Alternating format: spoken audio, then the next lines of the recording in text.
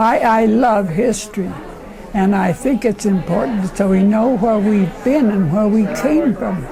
I was born in Bodie. My father was born in Virginia, in Gold Hill. I was born in Bodie. My son was born in Walker Mine. That's 3 generations of mining camps.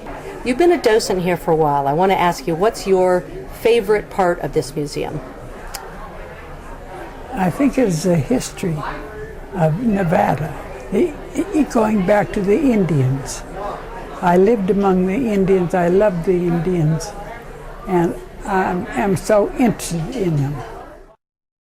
Well, my favorite part is actually the research library, because I spend a lot of time in there gathering information, and I do a class every summer for teachers, an in-service class, and we go somewhere in the state of Nevada and spend 3 days camping and hiking and learning the history of the area. And so I like to do the research here because it's a wonderful source and it's all original stuff.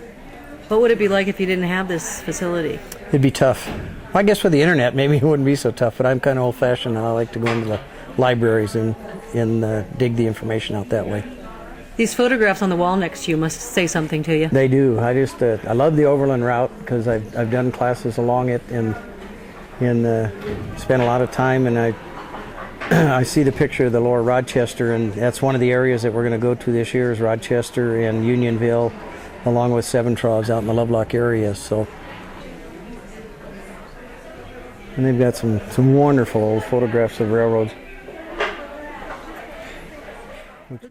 We come to all the events, but this one is particularly interesting to me because, I'm interested in Nevada history, and I've done a lot of research on Nevada politicians, particularly the state treasurer, since I'm a former state treasurer. And this whole thing, we haven't gotten through it all, but we were stopped here because of the letters to John Piper, who owned the Piper's Opera House in Virginia City, and my husband is his grandmother was a Piper, and these are all letters to John Piper having to do with the Opera House. So it's kind of interesting to see some family history that we certainly haven't seen before. So actually, there's a certificate for the people who came to Nevada in 1911. There was a 50th reunion. There's a Cafferata name on there. Said that they were here in 1883. So. But it's right there. It's really been kind of a personal voyage tonight. A lot of connections. Yes. You said this is your favorite exhibit right here. Yeah, because it reminds me of old-time Reno. Do you remember this place? I've been by it a million times when I was a kid. Used to come down Virginia Street, and there it was all the time. And you know, when you were next to the Truckee River and the Mapes, there it was. And I've never been in there, but I remember the phone booth. It was a great sign. All the neon signs are great. Reno had a lot of them back then. What do you like about the neon? It's just so bright. It's just a lot of them, especially downtown, used to flash. A lot of the old neon stuff, and you just don't see it anymore. And it's an era gone by, but it's great stuff. And it's old Reno, and old Reno was classic. Old Reno is a great place to come from. So in a way, coming to the Historical Society and finding these old signs it's like a piece of home. Right here. Yeah, walking through all this stuff is great. You walk through and you go, oh yeah, I remember that. I remember this, and I'd recommend it to anybody. And what about for newcomers? What would you say for them? Would you encourage them to come here? Oh yeah, I mean there's a lot of people that come here from California. To them, it's just another place to live. For us that live here and have lived here quite a long time, it's a beautiful place. Lake Tahoe, Virginia City, Dayton, Fernley, Fallon. The whole area. It's Pyramid. It's a great place. I won't live anywhere else. That's a fact. And what kind of things are you finding of interest here tonight?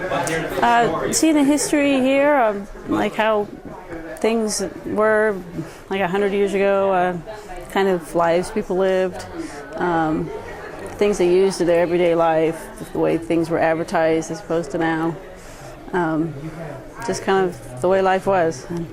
My family grew up here since before the 1900s, and so a little bit of my family history is here too. So.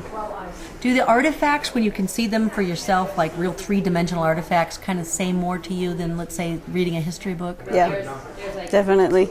And try to picture using that in your own everyday life, and it's kind of interesting to see how far things have come since then. What speaks to me is getting people excited about history and getting involved in their personal history or the community history. And my view of America is under every bed, in every closet, every outbuilding, people have things that 30 years later exemplify an era that is no longer. And it's a good way to help share with future generations. And so I look at historical societies as places where people can go, see what other people have done, and learn some of the things that help them transmit this knowledge. That's what excites me about a museum or a historical society.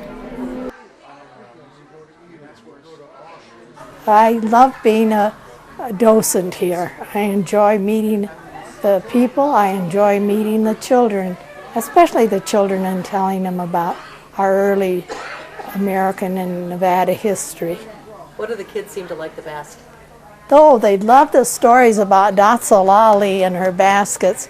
She was very interesting and a beautiful and talented lady. Yeah, they do like the baskets, and they're really impressed with the value. Children seem to know about value these days. I love the fact that this map is older than the state of Nevada. Nevada isn't even on here yet. So here's the Utah Territory, and I'm looking at my beloved Nevada. So looking at all of the other features, I realize that this map is way before 1864 or 1856.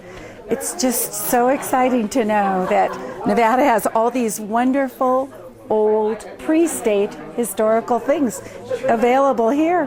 And I think children and adults like history if they can see it come alive in all of these actual photographs, artifacts, great things that are here.